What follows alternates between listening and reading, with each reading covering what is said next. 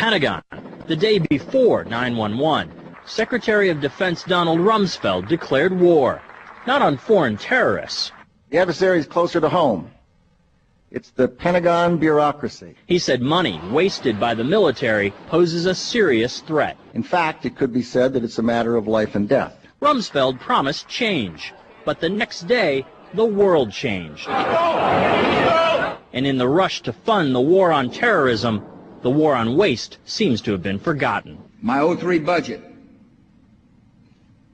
calls for more than $48 billion in new defense spending. More money for the Pentagon when its own auditors admit the military cannot account for 25% of what it already spends. According to some estimates, we cannot track $2.3 trillion in transactions. $2.3 trillion with a T.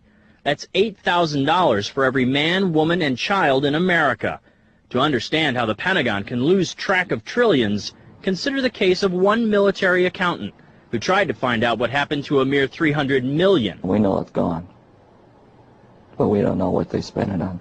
Jim Minery, a former Marine turned whistleblower, is risking his job by speaking out for the first time about the millions he noticed were missing from one defense agency's balance sheets.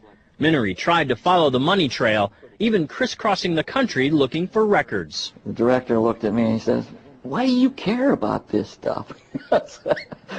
It took me aback, you know.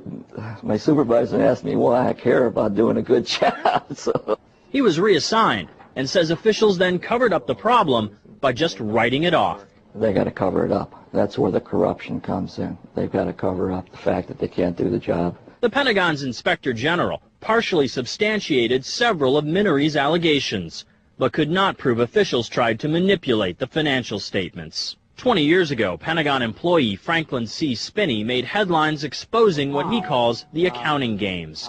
He's still there, and although he does not speak for the Pentagon, he believes the problem has gotten worse. Those numbers are pie in the sky. The books are cooked routinely year after year after year. Retired Vice Admiral Jack Shanahan commanded the Navy's Second Fleet the first time Donald Rumsfeld served as Defense Secretary. With good financial oversight, we could find $48 billion in loose change in that building without having to hit the taxpayers. In the 2.5 minutes since this report began, the Pentagon has spent nearly $2 million, and it may never know where 25% of those tax dollars went.